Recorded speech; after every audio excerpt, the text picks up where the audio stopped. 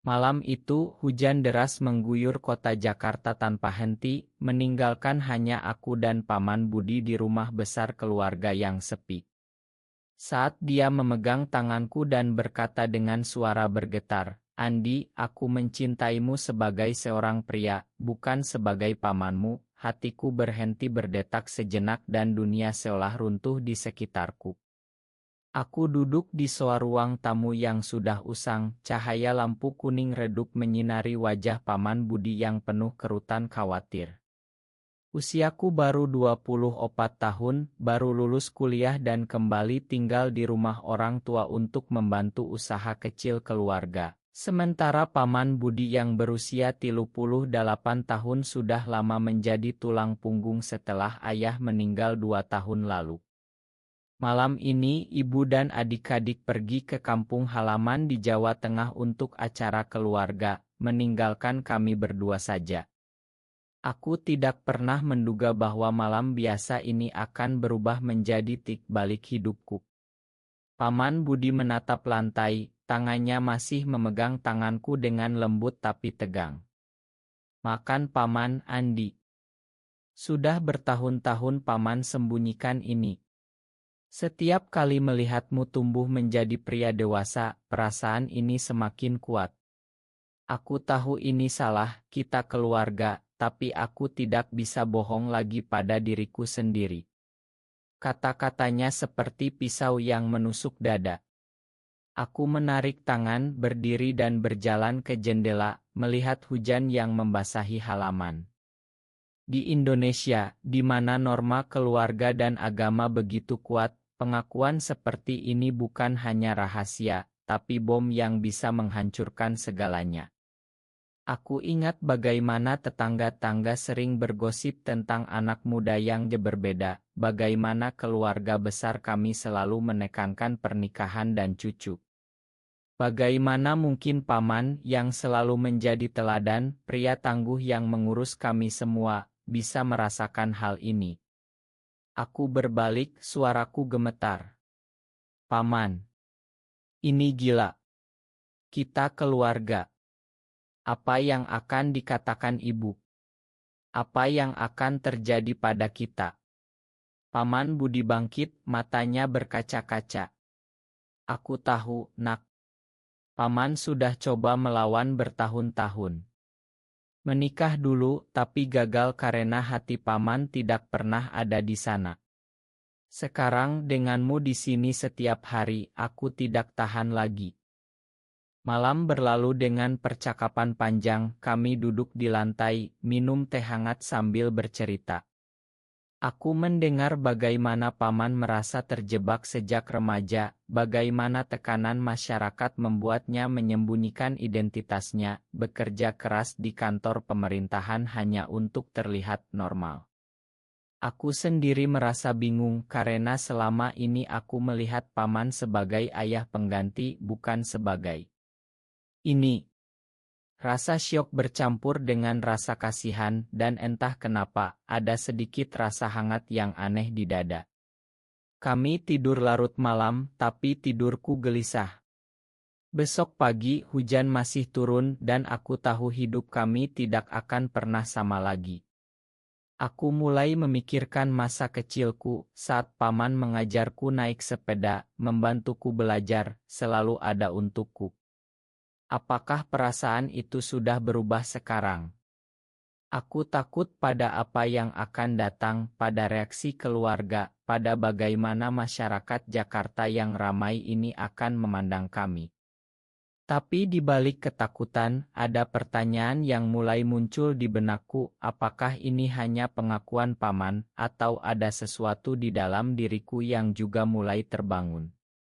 Pagi itu, kami sarapan dalam diam, tapi tatapan kami bertemu lebih lama dari biasanya. Aku merasa dunia telah bergeser, dan perjalanan emosional yang berat baru saja dimulai.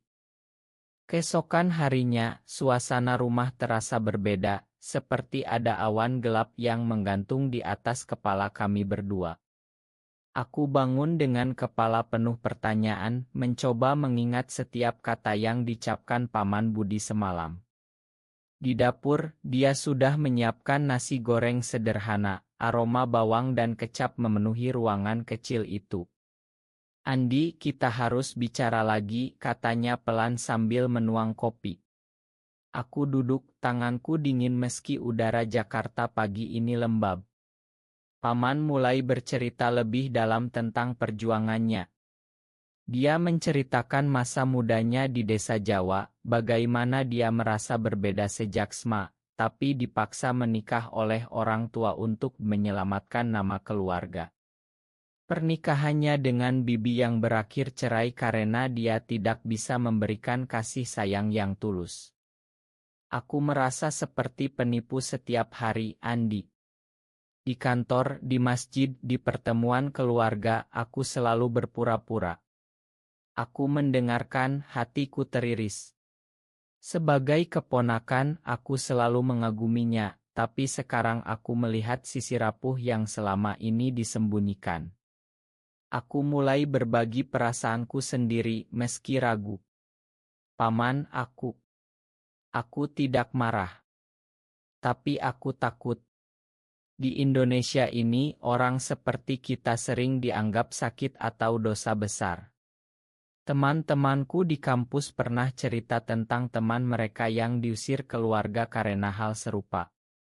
Kami menghabiskan pagi itu dengan obrolan yang semakin dalam, membahas bagaimana tekanan sosial di Jakarta membuat banyak pria seperti paman hidup dalam diam. Aku ingat berita-berita di televisi tentang komunitas yang disembunyikan. Bagaimana parade pride dilarang, bagaimana keluarga memilih menutup mata. Paman memegang bahuku, paman tidak minta balasan, Andi. Hanya ingin jujur. Kalau kamu ingin paman pergi, paman akan pergi. Kata itu membuatku panik. Jangan, paman. Kita hadapi bersama. Siang hari, kami pergi ke pasar tradisional dekat rumah untuk belanja, berusaha bertingkah normal. Tapi setiap senyum tetangga terasa seperti pengawasan. Malam kedua, kami nonton film lama di televisi, tapi pikiran kami melayang. Aku mulai mempertanyakan perasaanku sendiri. Apakah rasa hormatku pada paman selama ini ada sesuatu yang lebih? Aku menolak pikiran itu, tapi benih keraguan sudah tertanam. Paman bercerita tentang mimpi-mimpinya yang tertunda, tentang keinginan untuk hidup bebas di kota besar tanpa takut.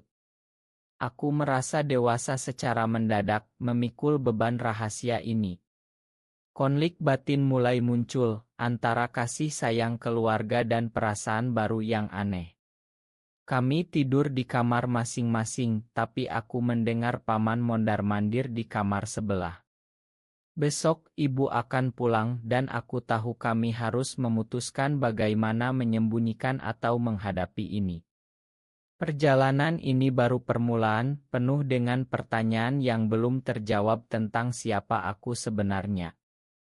Hari ketiga, ibu dan adik pulang dengan cerita kampung yang ceria, tapi rumah terasa tegang. Aku dan paman Budi berpura-pura biasa, tapi tatapan rahasia kami bertukar setiap kali melewati lorong. Ibu bertanya kenapa kami terlihat lelah, dan kami beralasan karena hujan banjir membuat tidur susah. Di dalam hati aku bergulat dengan krisis identitas yang semakin kuat. Aku mulai menghindari paman, menghabiskan waktu di kamar dengan ponsel, mencari cerita online tentang pria gay di Indonesia yang menghadapi hal serupa. Banyak yang berakhir tragis, diusir, depresi, atau menikah paksa. Itu membuatku takut. Paman mencoba mendekat, Andi, jangan jauhi paman. Kita bisa lewati ini sebagai keluarga. Tapi aku menjawab kasar, paman, ini terlalu berat. Aku butuh waktu. Malam itu, saat ibu tidur, kami bertemu lagi di teras belakang. Paman menceritakan bagaimana dia pernah mencoba terapi di masa lalu, tapi gagal karena hatinya tidak berubah. Aku merasa marah, bukan pada dia, tapi pada masyarakat yang membuat kami seperti ini. Di Jakarta, di mana gedung pencakar langit berdiri megah tapi pikiran masih kolot, kami seperti tahanan. Aku mulai merasakan simpati yang lebih dalam, dan entah kenapa, saat paman menangis pelan, aku memeluknya untuk pertama kali dengan perasaan baru. Pelukan itu singkat, tapi meninggalkan getaran. Keesokan harinya, aku pergi ke kampus lama bertemu teman, mencoba melupakan, tapi pikiran selalu kembali ke rumah. Ada rasa bersalah karena merasa berbeda sekarang. Konflik internal semakin dalam, aku ingin melindungi paman, tapi juga melindungi diri dari label yang akan melekat jika rahasia terbongkar. Paman mulai menulis catatan kecil untukku penuh nasihat tentang kekuatan dan penerimaan diri. Aku baca diam-diam, hatiku hangat tapi bingung. Tekanan dari luar mulai terasa saat tetangga bertanya tentang masa depan pernikahanku. Aku bohong, tapi bohong itu terasa berat. Malam keempat, kami bicara lagi, kali ini tentang mimpi, bagaimana jika kami bisa hidup bebas di tempat lain, tapi realita Indonesia dengan hukum dan budaya membuat itu mustahil. Aku mulai sadar bahwa ini bukan hanya tentang paman, tapi tentang perjalananku sendiri menuju penerimaan. Ketegangan mencapai puncak saat rumor mulai beredar di lingkungan. Seorang tetangga melihat kami berbicara serius di teras malam-malam, dan gosip menyebar cepat di komunitas Jawa yang dekat. Ibu mulai curiga, bertanya kenapa aku dan paman sering diam. Ada apa dengan kalian berdua, tanyanya suatu sore. Aku panik, paman menenangkan dengan alasan pekerjaan. Tapi di dalam, badai semakin besar. Aku konfrontasi paman di kamarnya, lihat akibatnya, paman. Keluarga kita bisa hancur. Paman memelukku, Andi, paman siap tanggung jawab. Kalau harus pergi, paman akan pergi demi kamu. Kata itu membuatku menangis, karena sekarang aku tahu perasaanku bukan lagi sekadar keponakan. Ada cinta yang tumbuh, terlarang tapi nyata. Kami menghabiskan malam membahas pilihan, tetap diam atau jujur pada ibu. Tekanan masyarakat Indonesia terasa nyata, dengan nilai-nilai keluarga yang menekan. Aku ingat cerita teman tentang saudara yang diasingkan karena orientasi. Kami memutuskan untuk sementara menjaga jarak, tapi hati kami semakin dekat. Kunjungan kerabat dari desa memperburuk, dengan pertanyaan tentang pernikahan. Aku merasa seperti aktor dalam sandiwara. Konflik luar dan dalam mencapai titik didih, membuatku mempertanyakan segalanya, identitas, loyalitas, masa depan. Paman menunjukkan kekuatan dengan tetap tenang, mengajarkanku bahwa kejujuran adalah langkah pertama menuju kebebasan. Tapi kebebasan itu mahal di negeri ini. Krisis keluarga meledak saat ibu menemukan catatan paman untukku. Ini apa, teriaknya, wajah pucat. Malam itu, rumah penuh tangis dan tuduhan. Paman mengakui semuanya, melindungiku dengan mengatakan itu hanya perasaannya saja. Aku melihat pengorbanan paman, bagaimana dia siap kehilangan segalanya demi aku. Aku memilih diam, tapi hatiku hancur. Kami dipisah sementara, paman pindah ke kamar tamu, dan keluarga besar mulai campur tangan. Tekanan dari paman-paman lain, nasihat agama, membuatku depresi. Aku pergi ke Bandung untuk menyendiri, merenung di kamar kos, memikirkan perjalanan ini. Pengorbanan paman mengajarkanku tentang cinta sejati yang tidak selalu memiliki. Aku mulai menulis surat untuknya, menyadari bahwa aku juga mencintainya dengan cara yang sama. Tapi realita memaksa kami berpisah untuk sementara. Perjalanan pertumbuhan dimulai, aku belajar menerima diri, bergabung dengan komunitas rahasia online, memahami bahwa banyak pria Indonesia mengalami hal serupa. Pengorbanan ini membuka mata tentang pilihan hidup. Setelah berbulan-bulan terpisah, kami bertemu lagi di pantai Parangtritis saat libur keluarga. Jauh dari Jakarta, di bawah matahari terang, Paman dan aku berbicara terbuka. Pengakuan itu telah mengubah kami menjadi pria yang lebih kuat, lebih memahami diri sendiri. Kami memutuskan untuk menjaga ikatan keluarga sambil merawat perasaan dalam diam, karena cinta sejati kadang berarti melepaskan untuk kebahagiaan bersama.